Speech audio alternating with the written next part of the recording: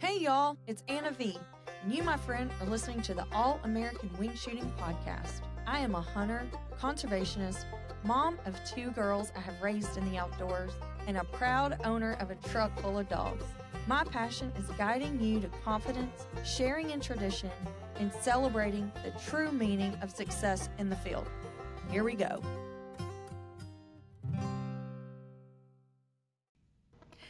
Hey y'all, welcome back to another episode of All American Wing Shooting Podcast. We have a very special down home Georgia Southern guest today. Mr. Duncan is here, and he is an award-winning writer for outdoor and wildlife conservation and literature. Welcome, Mr. Duncan. Thank you. Thank you so much. I'm excited about being on your show, and I appreciate you having me. Oh my gosh, I don't remember, it was probably like 3 weeks ago. I was scrolling Facebook. I cannot tell you how many interesting people I have met through posts on Facebook. It's amazing what you see. Yeah, I saw you win an award for GON and for your novel, and I was like, I'm a book junkie hoarder, and I could not wait to hear your story. Oh, well, thank you so much. Well, it was so exciting to, the Georgia Outdoor Writers Association has an annual meeting in the spring usually, and they give awards for different categories in writing, newspaper writing, book writing, magazine stories. And I was very fortunate to win 2 categories, one with magazine division with a story that I did in GON magazine last fall. And that was a 5-part series, a fictional series, which I love doing. I love to write fiction. Fiction has always been my very special thing, very close to my heart. And this story, for a number of years, I guess for GON magazine, I have been doing a 5-part series in the fall, which is a deer hunting story. And then in the spring, I have done quite a few turkey hunting stories. They're 3-part series that go during turkey. So GON has supported me. I'm so grateful to them for supporting me in my fiction, because I just love to write crazy fictional stories about characters doing stuff outdoors, hunting and fishing and turkey hunting and everything. And then my novel was first novel. I've always wanted to write a novel. I've written several that are unpublished. And this one, we were able to get it out of self-published last year. It came out right at the end of 2025. And the title of the novel is Song of the Chattahoochee. And the story is about 4 teenagers who are on the verge of graduating from high school. And so they're facing all the dilemmas. And the story is set back in 1965 in North Atlanta, kind of during the Vietnam era. And so they're facing all the things that young kids face back in those days, going to Vietnam, that sort of thing. And they ride horses together, and they do a lot of fishing. They're avid, the two boys and 2 girls who sort of date each other. And for years, they have been riding in just this wild country, untamed country in North Cobb County. And they have many adventures, and while they're out, and they do a lot of fly fishing also. It's very prominent in the book. And so while they're out one day just riding, they witness a drug deal out in the middle of nowhere that goes bad, and 2 people shoot each other, and they go down to see if they can help. One of the people appears to still be alive, and they try to help this man, and he dies while the 2 boys are kind of watching him, and they don't know what to do. And then they discover that there's a large amount of money nearby that is part of the drug deal. And so one of the boys is a little wild and crazy, and he decides to take the money. And so that's sort of the gist of the story. Is it like Red Dirt Mafia kind of stuff? Exactly. And so they, at first, they think it's kind of innocent, and the girls are shocked that they have done this. That this one young man who's kind of wild and crazy, named Josh, and he takes the money and hides it. And they have a feeling that somebody might be coming after them at some point, but they really, they're just trying to graduate from high school and then spend their summer riding horses and having a good time. But as the story progresses, they do discover that somebody wants to get their money back, and they're awfully upset that somebody took their money. So that's kind of the plot of the story. And the story, as it evolves, they do a lot of fishing, have a lot of outdoor adventures, but they're also trying to stay one step ahead of the bad guys during the plot and So is this your during the novel? summer months. So I'm really excited about that. So that's been out for a couple of months, and What's the name of it? the name of the book is Song of the Chattahoochee, and Song it's of the set on the Chattahoochee. Chattahoochee River in North Cobb County. Back in 1965, when Johnson Ferry Road was just a Yeah. little two-lane road. There was a single-lane bridge that went across Johnson Ferry, went across the river, and you had to wait, for a car to cross before you could cross that single-lane bridge. And the stables were located right on the other side in Cobb County, and the rich, rich, beautiful bottomlands that were in just white fences and green pastures back in those days, and then thousands of acres around there where you could ride, and just so much freedom. And again, back in those days, um, the girls and parents would come and drop their kids off. And my story is sort of roughly based on my childhood growing up riding horses. And back in those days, mothers would come and drop their daughters off on Saturday morning and come pick them up, Saturday night at 6 o'clock, and they would ride all day, and nobody worried about anything happening. I mean, in those days, things just didn't happen. It was just everybody had a great time. So it was a different world back then. So you grew up in Cobb County. Well, I grew up in DeKalb County. I went to Okay. high school in DeKalb County, but I had a horse as I was growing up, as I was a teenager, and I kept him at this stable in Cobb County. So I spent more time in Cobb County than I did in DeKalb County, where I grew up. I understand my oldest daughter showed horses, and our entire life, it felt like for 15 years, surrounded by the barn, whatever trainer she was working with. So um, I did lose your camera. I just wanted you to know that. Um, but what was so funny when you came on earlier is that you're wearing a Braves hat and I'm wearing a Georgia Bulldog shirt. And it is just so exciting to hear history from Georgia. So I want to know, like, how you got into writing and how your career took off and how you've stayed so committed to our state. Well, I love talking about writing, so I thank you so much for asking that question, because I grew up with books, and my grandparents especially gave me a lot of books as I was growing up. I was very interested in a lot of subjects like the Civil War in the South, growing up in the South. My grandfather was very interested in the Civil War, and he sort of passed that love for history on to me. And so when I was in the third grade, I used to write. I had a buddy that was also, we shared third grade together, and we would write these little stories, these little like newspaper type stories, on one page stories on our notepads, and pass them back and forth. And from that beginning, I always loved the idea of writing stories. I love reading. And as I grew up, the outdoors was very important to me. So I grew up reading some of the old classic magazines like Field and Stream, that Robert Mm-hmm. Ruark was a famous writer from North Carolina. He had a column in Field and Stream and called The Old Man and the Boy, and he ended up writing a book called The Old Man and the Boy, which is a classic today.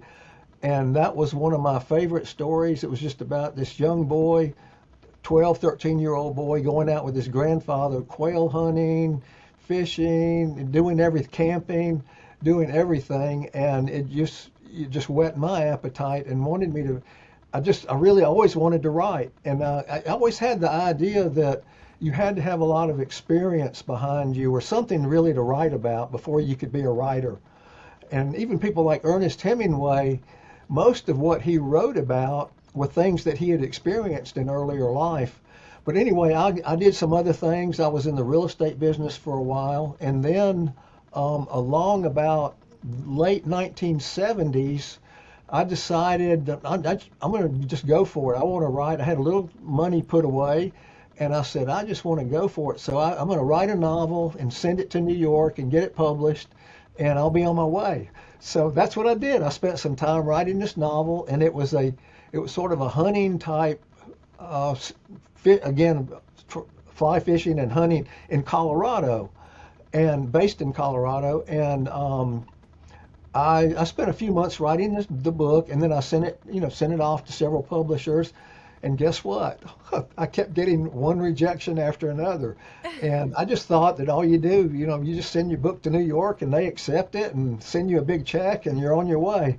Well, it doesn't quite happen that way. So I was sort of disappointed, but then I was so lucky I got involved with a magazine in Georgia that was just starting at the time called Georgia Sportsman. David Morris, who was one of the owners the editor of the magazine, he and several partners had started this magazine called Georgia Sportsman in the late 70s. And I'd also taken a lot of photos during that time period of deer photos and wildlife. I would love to take wildlife photos. And so I had some photos I was trying to sell the magazine. I went over to see him one day and we started talking. And we started talking about writing, and he said, I told him about my experience writing the novel, and he said, well, why don't you write for us? Why don't you write? He said, you're going about it the wrong way. What you need to do is start writing stories for magazines like our magazine, get your name well known, then you can write novels, and they'll be accepted. Yeah. So I thought, boy, that's a great idea. So I started writing for Georgia Sportsman.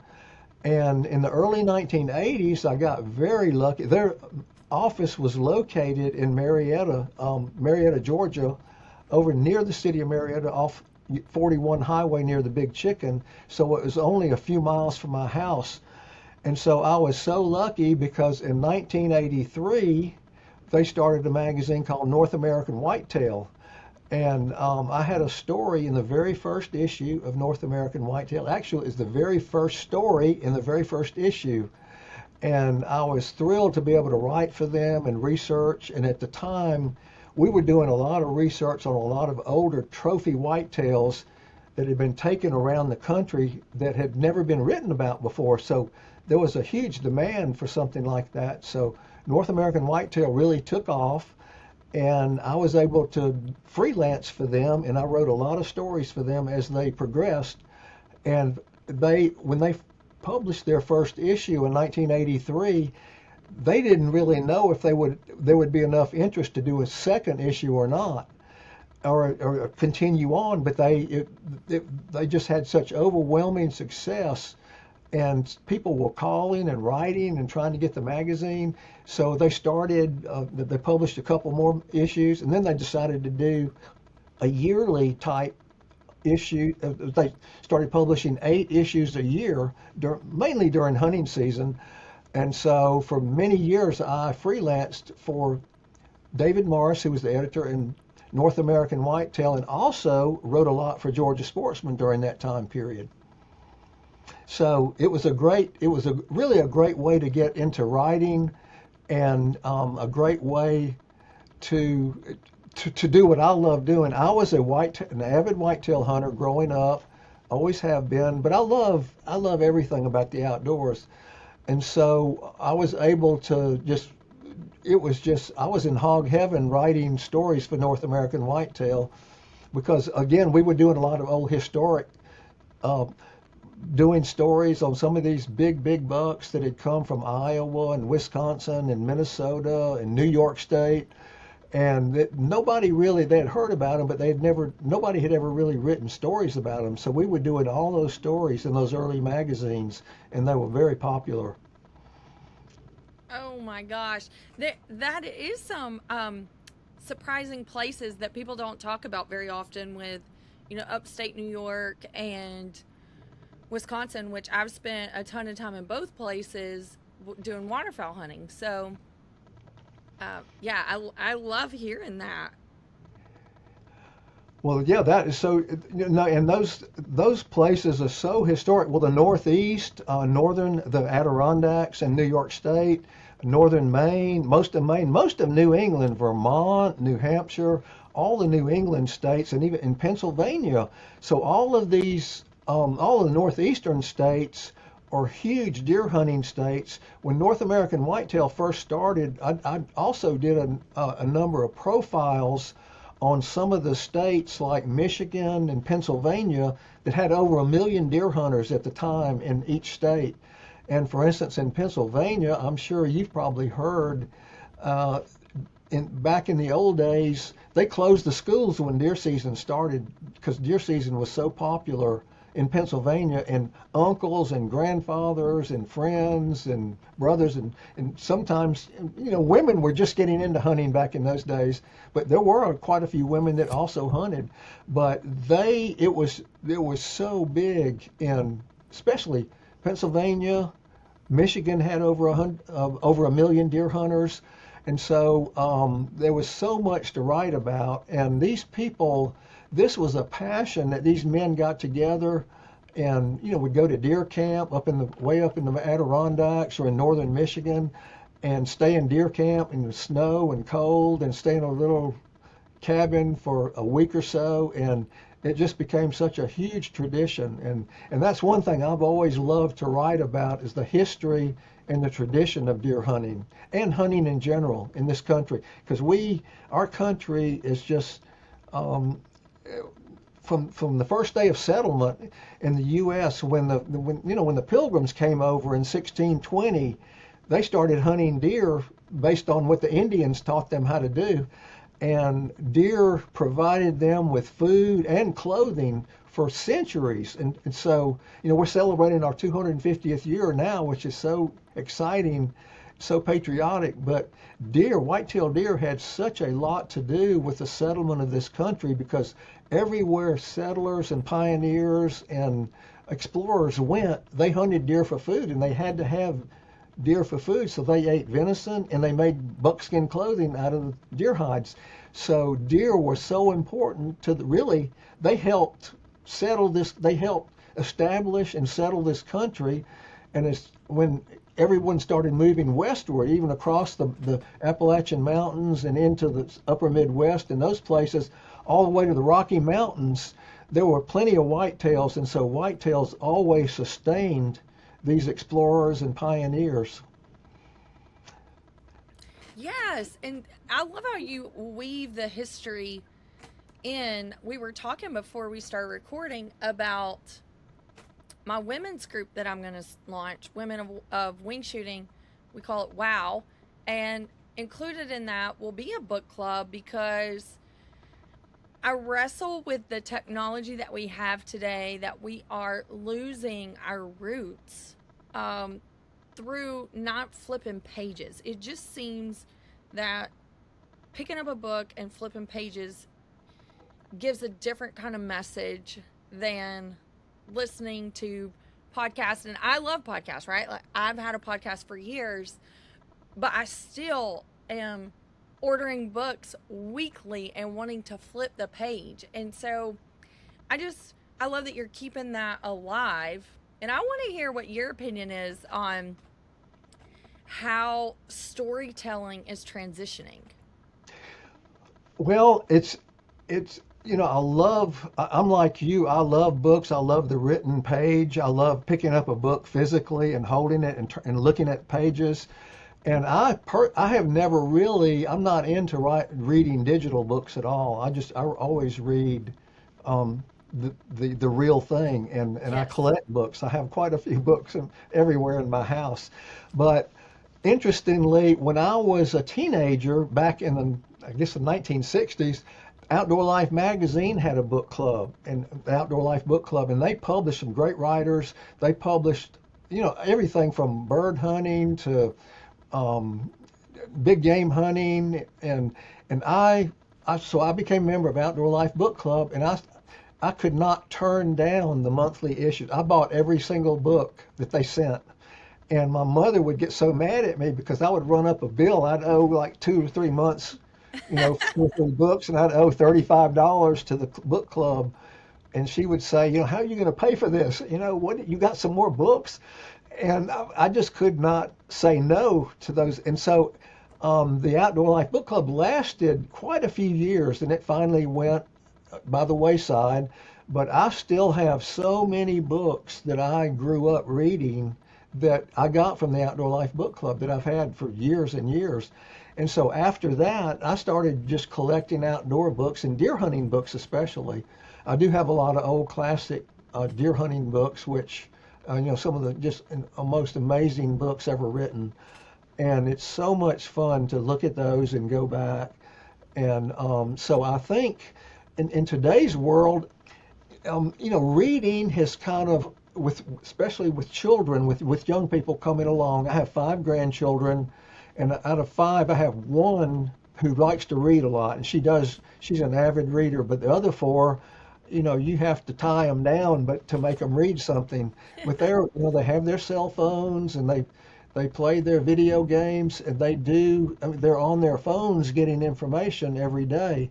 And they're reading things on their cell phones, but they're not reading books. And so I think the idea of especially an outdoor type book club would be a great asset right now in this kind of this time period in history, because there's nothing like it right now. And in a way, a lot of publishers that have gone out of business that I've seen in the last 15 years, a lot of outdoor publishers especially. So it's really sad. A lot of the print magazines, the Outdoor Life print magazines, Outdoor Life, Field and Stream, they have I love gone. that Field and Stream came back. I know, and it's great. I mean, I think, and people, there are some great magazines still out there that are, I think they're struggling, but I think they're finding a market, like North American Whitetail and Deer Hunting, which is done. Deer and Deer Hunting is a magazine is an amazing success story, because the company that owned Deer, the parent company, went bankrupt back around 2018 or so. And they had a publishing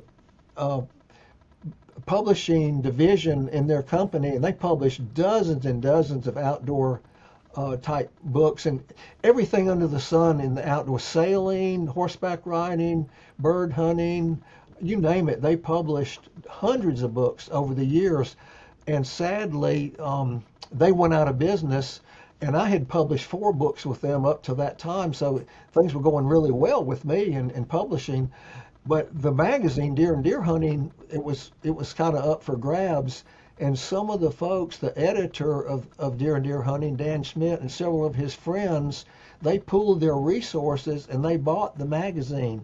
And so since that time, they have been publishing Deer and Deer Hunting magazine, and it's doing great. They've done a fantastic job. They do a lot of stuff on the internet, and they really get a lot of information out there, and they're very popular. So I have a hard time with the internet magazines. Like, I hoard magazines. I do order a lot of books, historical books. I love the dog training books, the old dog training books, and things like that. But my magazines that come in from like Quail Forever, Pheasants Forever, and Safari Club, and Ducks Unlimited, like, I keep all of those. I'm like, why do I keep them? But I cannot in my heart throw them in the trash can. that is so true. I have just hordes of magazines too, and boxes around. And especially a lot of the magazines that North American Whitetail and some of the sporting classics that I've written for. And they're collector's items to me. I just cannot get rid of them. And I'm gonna step away. Keep talking. I've got some magazines I was gonna tell you about that are still in sleeves, but I don't know exactly what they are. But I think you'll enjoy it. I'm gonna grab them.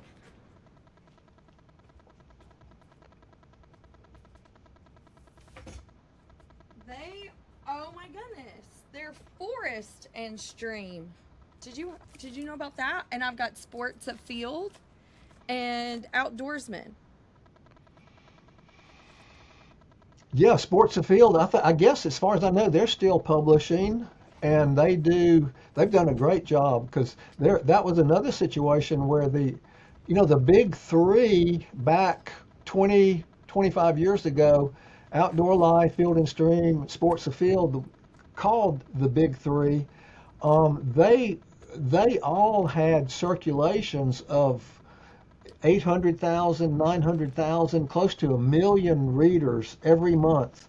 And they were, for years, they were just, um, nothing could stop them, nothing could slow them down. They were so popular.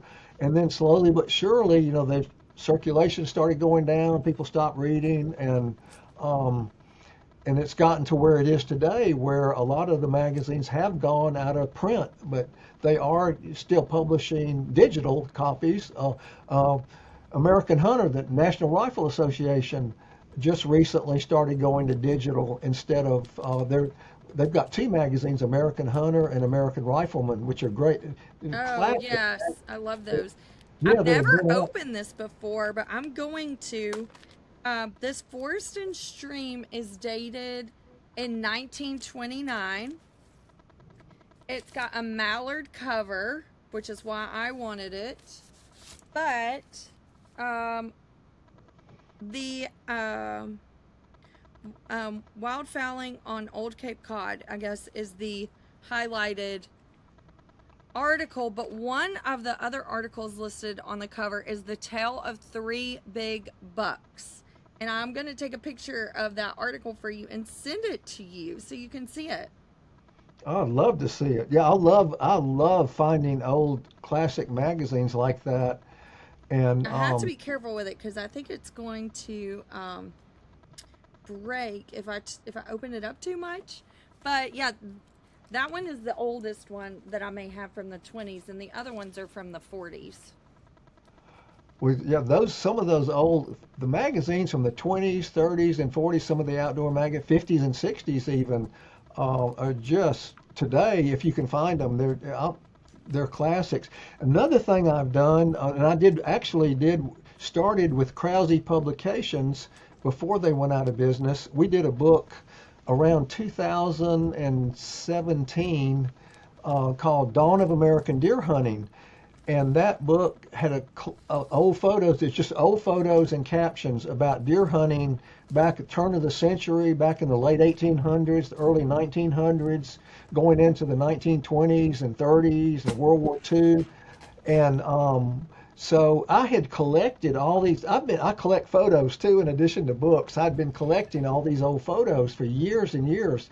And in my years writing for North American Whitetail, doing stories on some of the old bucks, I collected a lot of old photos, and I would buy these photos on eBay and different places online. And my wife came to me one day and said, what are you going to do with all these photos? You just got all these old black and white photos everywhere. You just ought to do a book.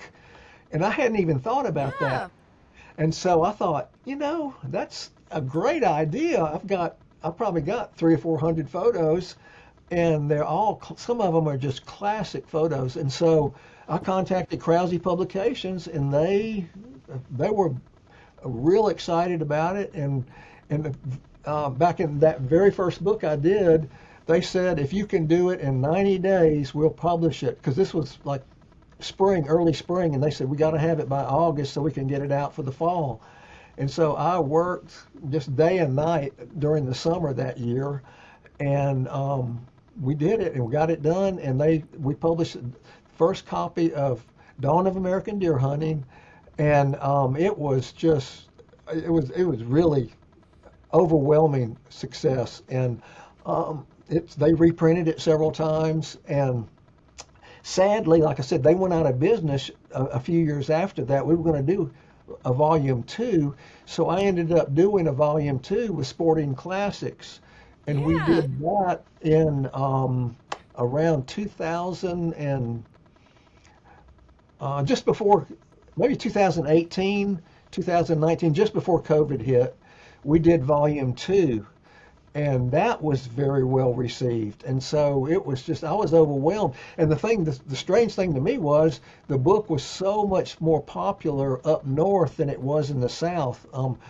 States like New York, all the big deer states that have been so historic, like Maine and New York and Michigan and Minnesota and even Texas and some of the just big deer states, the book was tremendously popular. So I ended up doing a volume 3 actually, and so with Sporting Classics, and now we're working on a volume 4. So that series has been really and it's popular, and it's so much fun to do the old historic stuff because I can put historic people, figures, old, well-known hunters like Fred Bear, who really got archery going, Mm-hmm. and do profiles on people, and there's so many. Fortunately, there are a lot of old classic antique photos around that are available, and each photo tells a story. So that's so neat to be able to do. Oh my gosh. I could talk about this all day long of just keeping history alive. We live in an old golf course clubhouse, which we closed the golf course down and we were going to put our cows out here, and then it ended up becoming a fall festival. But the interior of our home is all like rough stone boards. And so I have decorated it like a lodge. Inside there's mounts everywhere. There's a rhino shoulder mount in the living room, and we've got everything, all kinds of safari animals with birds and ducks and spode, china and everything. And I know our days of living here are numbered, but I just feel so connected to the history of our industry because of the way that this place is decorated. And just like you, we have books. If there is a flat surface, there's books on it. And I Mm. just went down south, and I was telling you about JC's wedding down south, and we got to go to the plantation home, and everything in the home was all about wing shooting. It was um, quail fabrics, duck paintings, and every room told a different story about the industry that I love so much because I'm a wing shooter, and there was dogs everywhere. And I sketched out that house plan of that antebellum home, and I was like, when we leave this place, I have to have another setting that feels historic to stay connected to all these things because technology is rapidly growing so fast. I feel like I just gravitate and just hold on to the things of the past because they have molded me and shaped me to who I am today. Well, I think that is so true of all of us who grew up with a tradition of bird hunting. Back when I was a teenager, dove hunting in Georgia was the prequel to deer season. So dove season always started usually a week or so before deer season, and that it was just a ritual. I mean, you could not miss opening day of dove season. And I remember as a teenager in high school, we drove. There were places where if we didn't have a place to hunt, a couple of us teenage boys would get in a car or truck and drive around, and we would go up to the Roswell, Georgia area, and there's just nothing there but farmland and horse farms. And you'd find a place where somebody was shooting, and you just stop, and there's some adults are standing over there, and they say, "Hey, can we shoot with you?" And I say, "Yeah, come on, y'all can go over there. Y'all be very careful." And I mean, we just drove around until we found a place to hunt, and then we hunted all afternoon. And it was just such a rich tradition back in those days, and it still is, but it's not like it was. The excitement and being able to the camaraderie of just landowners just saying, yeah, come on, you can hunt anytime you want to. Uh, It's not like that today. Especially in Roswell. The people that live there today would not believe your stories. They can't No. even fathom, you know, that would be the county that we're fighting for right now, as we are moving into elections to keep that Georgia tradition alive. And Oh, I know. I know. man, It that is. is my favorite story, right? And having these books and having writers like you that's so passionate about it and tell these stories in such a way that grabs people's hearts is truly what we need in our state. You should be at every political rally just talking about what Georgia was, and so that we can hold on to our roots, because sometimes change is not good. you Oh, know? yeah, our heritage and our hunting heritage is rapidly disappearing in so many ways and there are a lot of young people, a lot of great families who are still, outdoor families who love to hunt and fish and camp and hike and do all types of things outside. Those kids are being brought up in the outdoors. But there's so many kids. I live in Marietta in East Cobb County area, not far from Roswell. And the kids in my neighborhood, they don't know what it is to go outside and do outdoor things, the archery and BB guns. I have taught countless kids in my neighborhood how to shoot a BB gun because it's so important. And they love it. I mean, they love it, Yeah. but the parents may not like it, but the kids love it. And so, yeah, there's got to be a way to get our kids out more, enjoying the outdoors and enjoying outdoor sports and reading more and reading about. I mean, this is a 250th anniversary that we're celebrating. And to Yes. me, there seems like there's not the kind of excitement there should be about Right. 250 incredible years of this country, this amazing free country that we live in. And we should be just doing so many things to celebrate our country. And some of the old traditions are part of it, a big part of it. Oh my gosh, absolutely. Which, of course, our favorite president in our house would be Teddy Roosevelt, because he is the champion of conservation. But it's so funny that you bring up the 250th anniversary of the U.S., because over the last week, especially with us being in the deep South, we could hear quail. I've geeked out about it because one of my friends, my dear friends, has a hunting lodge, Almost Heaven Plantation, just over the South Carolina line. And we were planning a ladies' trip, and I was like, I'm going to come and I'm going to be excited to see you. But I became just head over heels in love with waterfowling, because my forever dog that is just my soul dog is a lab and all the things. And so I texted her this morning, which I've been known to become a happy hypocrite in certain situations. You don't know what you don't know. And I just haven't spent as much time down south over the last few years. And so I said, "Remember when I told you I didn't want to be a quail queen?" And she was like, "Yeah." I was like, "Well, I lied." And I sent her a video of us with our glam squad, and the bridal party is in their matching robes, and we're getting ready for JC's wedding that evening. And we can hear the quail coming. Like, it was so loud. They were right in the front yard. We could hear them through the windows of that plantation home. And I was like, what is better? What is better, being a Georgia girl with all of these precious kids that are just like, they're not kids anymore, they're adults, but they're like my Nothing, kids, no, getting to nothing is better, experience that's for sure. this. So were you born and raised in Georgia? I am, yes. Oh, that's special too. It really Um, was. And I was like, man, I want them to not just have this one experience. Like, I want them to raise their kids like this. And so JC's best friend from childhood was her maid of honor. And so we were back cleaning up the house, putting everything back together. And she said, "I just hope that I am a mom like you one day." And it's so funny because I've, of course, been the mom that stood out, raising my girls in the outdoors, as a single mom most of the time. And so JC's career just ended with the governor out of college. She went to ag school at UGA.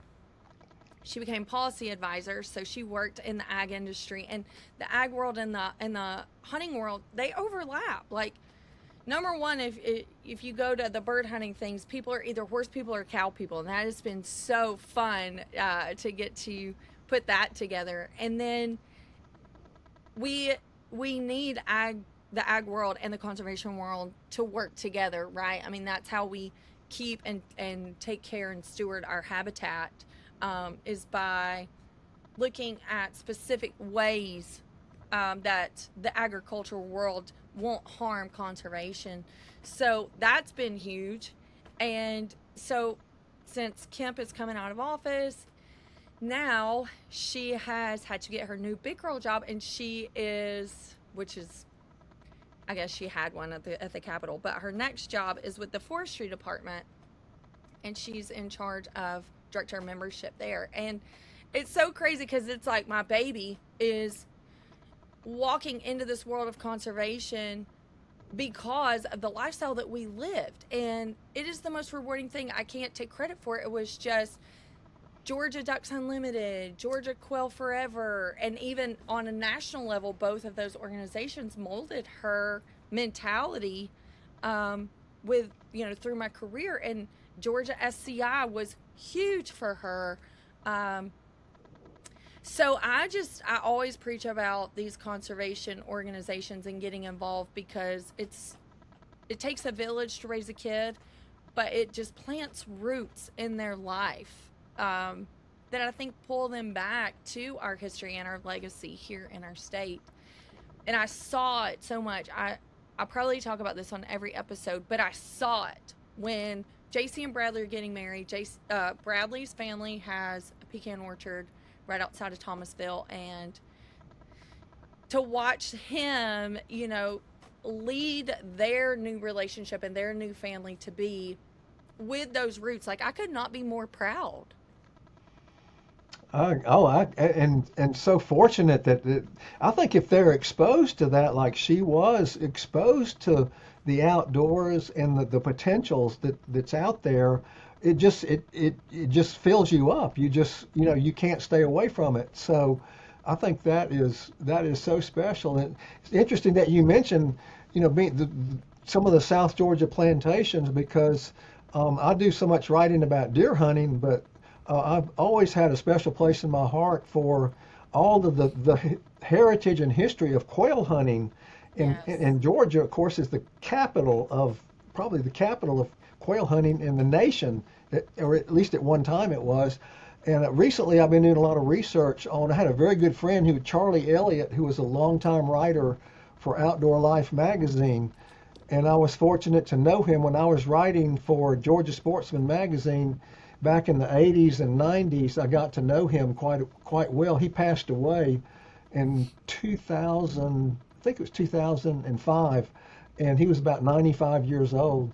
So, but he was very good friends with Robert Woodruff of the Coca-Cola Company.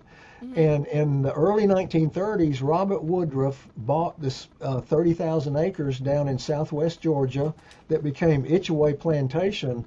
And Charlie used to go down there, used to tell me these just incredible stories about going down there. He opened 40 in a row quail seasons with Robert Woodruff, because quail hunting was their big thing. They managed it. They had guests down there all the time, and they had these incredible dogs. And so the stories that Charlie would tell me about hunting down there and going down there, and as Robert Woodruff, as the Coca-Cola Company got more successful in the 1930s and after World War II and stuff in the 50s, he had a lot of guests, just constant. I mean, he had people from, celebrities, just business people. Dwight Eisenhower, the president, came down and hunted with him a few times. And the history of that place is just so amazing, so rich.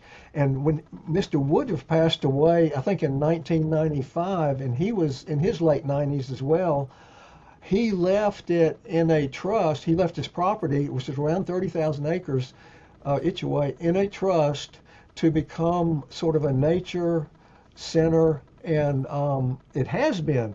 And so now the graduate students are down there doing all types of research, and on quail, on longleaf pines, on the grasses down there, on the different wildlife, on gopher tortoises, you name it, and they are down there. And that, it would be such a, boy, if I could do it over again, I would be a graduate student, and I'd be down there studying something, because the knowledge, there's so much knowledge today that we didn't have 30, 40, 50 years ago.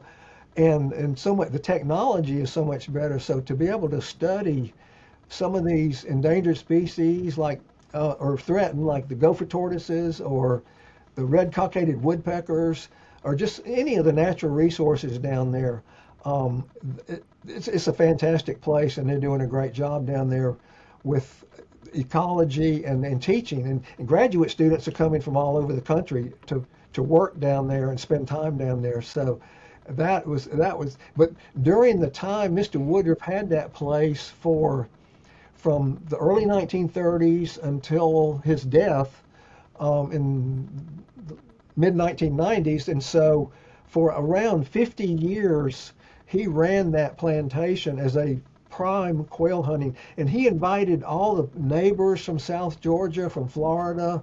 He was so generous in what he did because he knew how important it was to have. People had never quail hunted in their life. A lot of these celebrities that some people Oh, who yeah. they It's did. life changing. Yeah, he had several people who did commercials, actors and comedians who did commercials for Coca-Cola, and they didn't even know what a shotgun was, and he brought them down there, and within a couple of years, they were going every single season quail hunting. So it was again, the heritage of a place like that is just the history and the heritage and the people that were there and the stories that came out of that are just it's something that we've got to protect that history, and keep it going and let people know what happened. Well, I love that you bring that up because we are actually friends with Mr. Buck and Miss Ann through SCI. And so since I'm up in Cleveland, I might just have to pick you up and we get Mr. Buck to take us down there and have a field trip. Well, I know they are doing, for a long time after Mr. Woodruff passed away, they sort of closed and he had a lodge down there that they had built, I Yes. mean, before World War II. And that place is a museum. I mean, it's got books, signed books of the time period of the 30s and 40s. Every outdoor writer who wrote books, gave him a signed book, and his artwork and just the things in that lodge down there is just the historic significance of it. But I understand they do some limited quail hunting still. They have dogs and they do have trainers and they still do some limited quail hunting. So that's something I'm sure you could I probably don't run even with. have to pull a trigger. I just want to walk. I just Oh, want me to too. walk I'd love and to just go flush down there and puppies. That go would be so fun. and yeah, and they of course they hunted on horseback, and and Charlie Elliott wrote about so many stories, but he was a big turkey hunter. They had these turkey hunts down there, which was totally different than the way turkeys are hunted today. They had huge populations of turkeys back in the 40s and 50s, and they would invite like 30 or 40 hunters, guests, and they knew where the turkeys were roosting. And they would have drivers that would come in early in the morning and run the turkeys off their roost, and they would fly down over a certain area where all the standers are set up, and they would just shoot the turkeys as they flew over. So it would be a huge turkey shoot. But it was exciting the way they hunted. They certainly People don't turkey hunt that way in today's world. Right. But they managed their population. That was another thing. Mr. Woodruff managed the timber, the trees, the pine Hmm. trees, the wildlife resources. I mean, he had managers down there, and so they always had a huge turkey population. They never had, even though on a typical hunt they might kill 20 turkeys, gobblers, or even some hens. They would kill anything that flew over.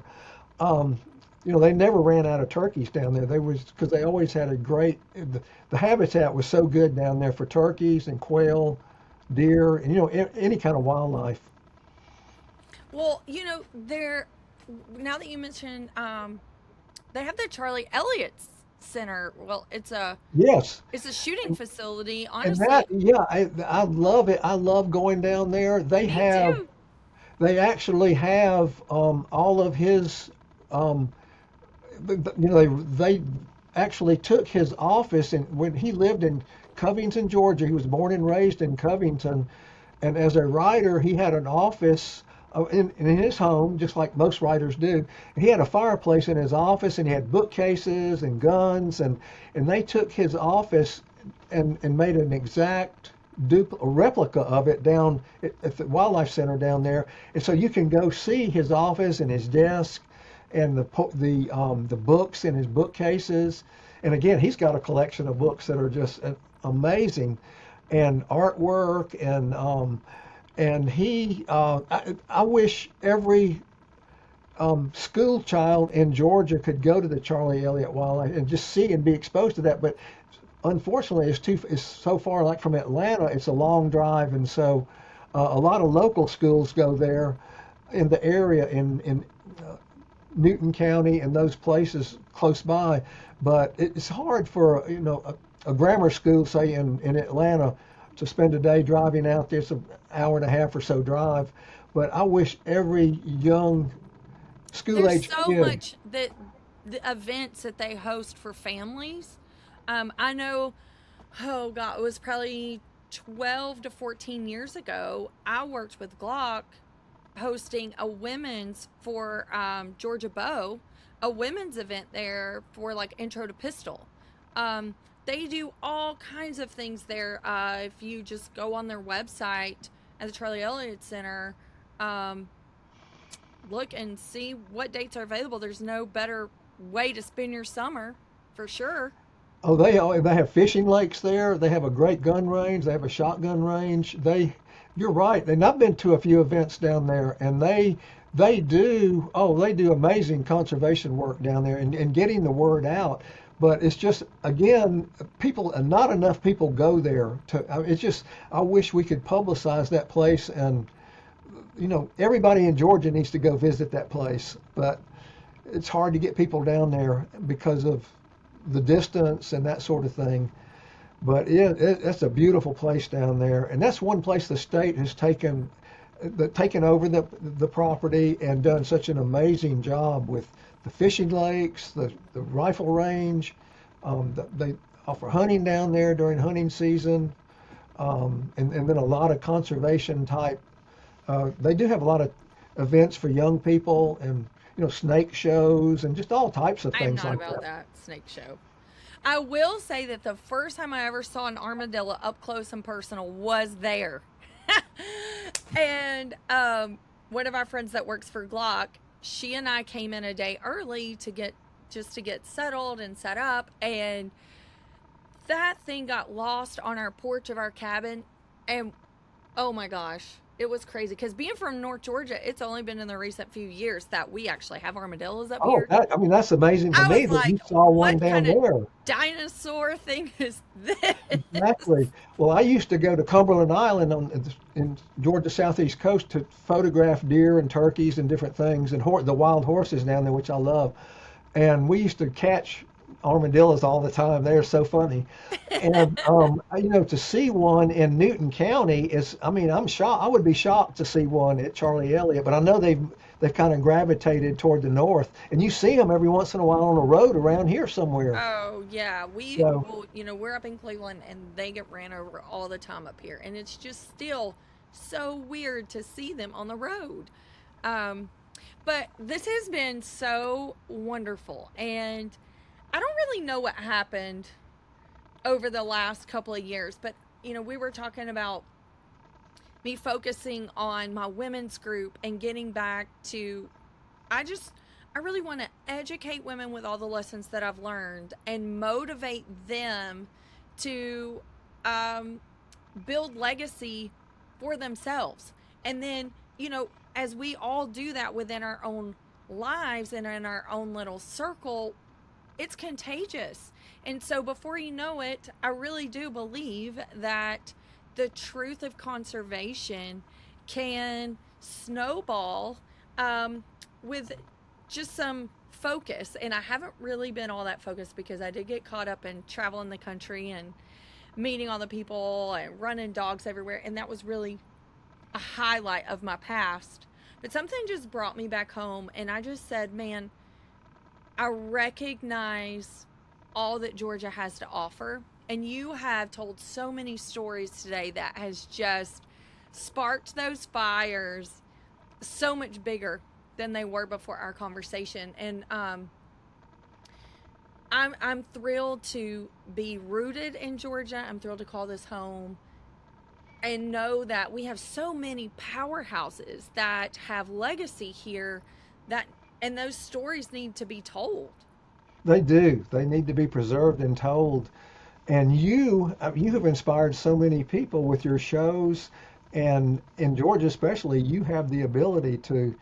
And Georgia is, I think, we are very fortunate in the fact that we have had a large number of women and young girls being brought up hunting in families.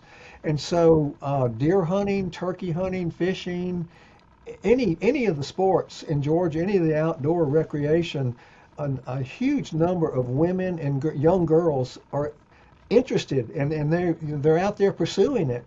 And so, with an inspiration like you, it doesn't take much to get them out there even more, and get them out there taking people with them, and taking young people who have never been before, and that sort of thing.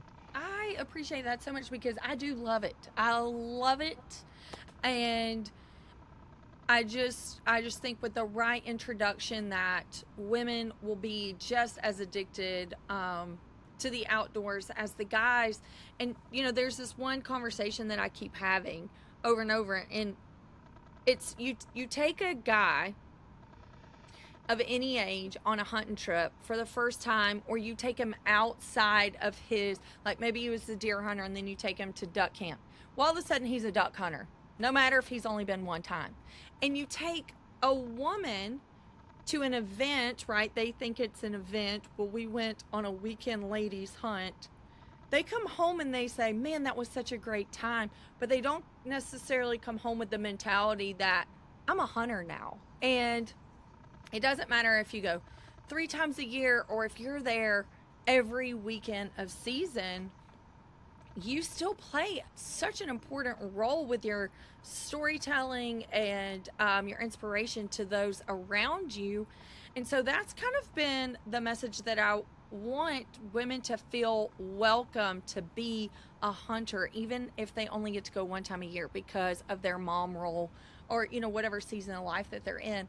I have focused, so my first career was in interior design, and I wanted to build like everybody else in my family, and so that's kind of come full circle right now. But I've never talked about that. I'd always shared traveling with dogs and hunting across the country and all the opportunity within that.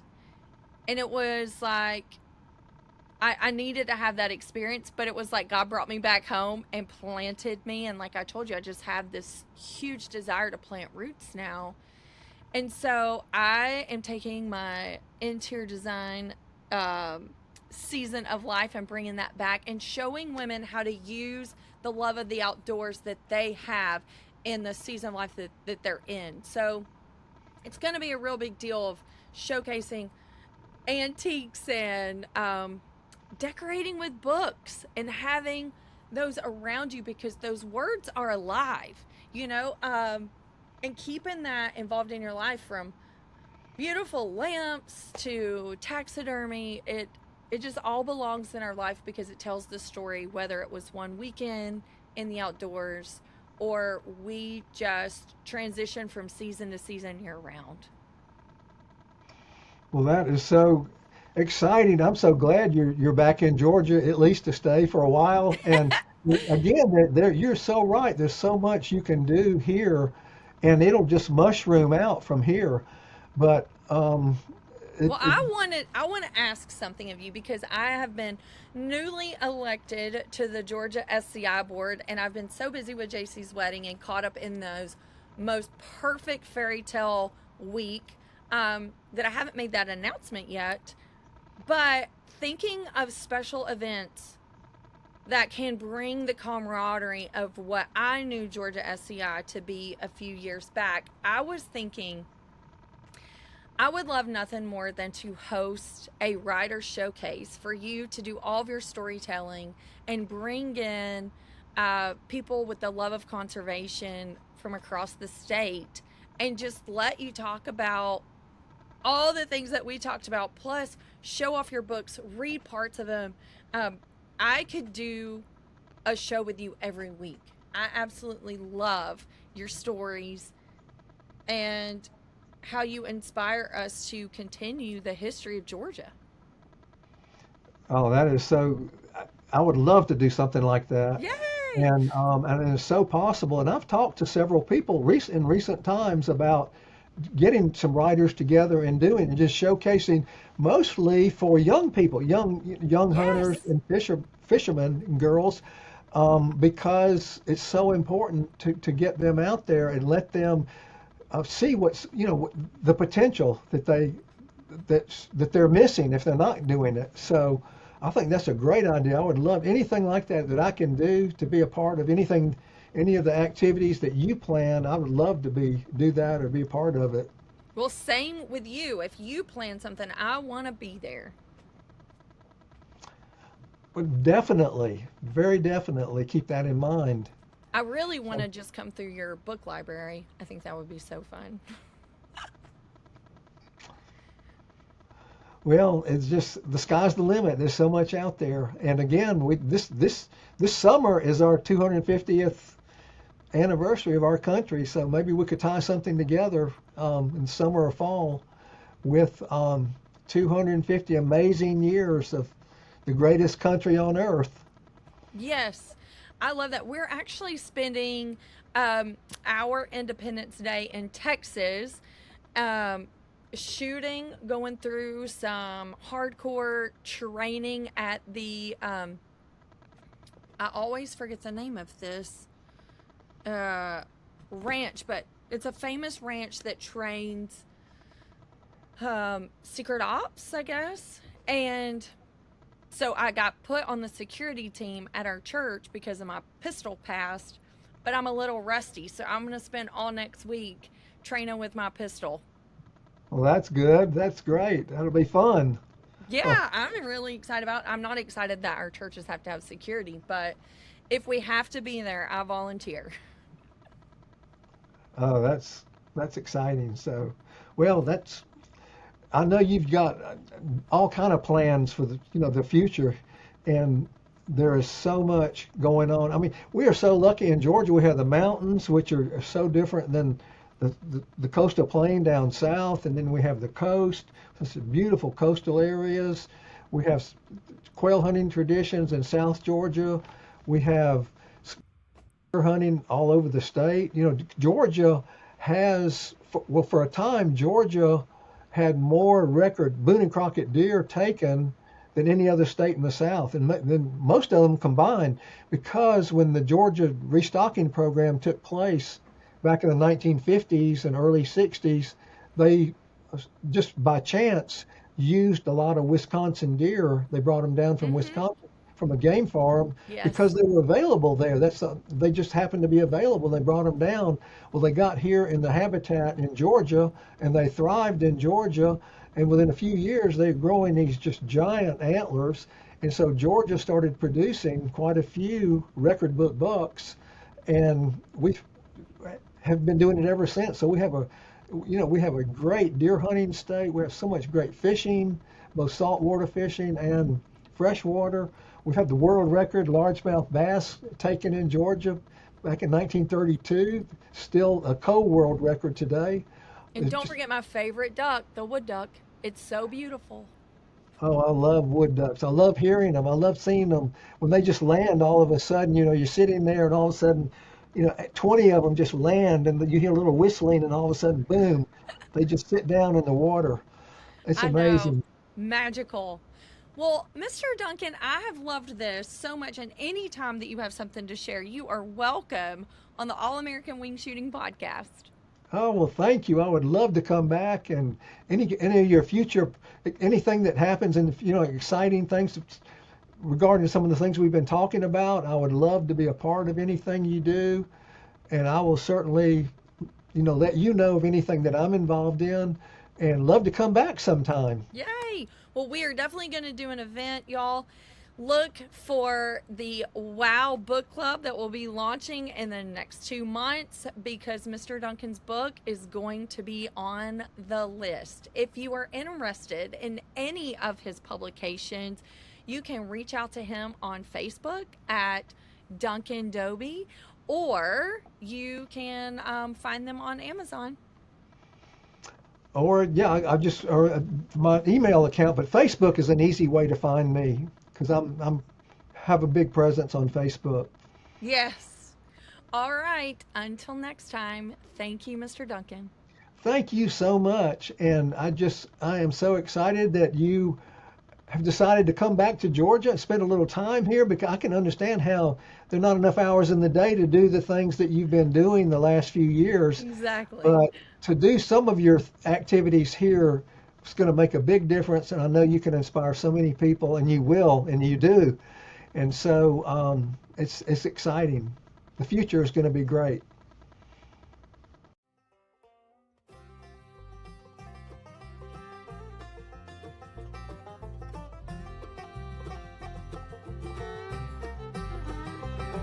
The dawn is finally breaking as I leave this sleepy town.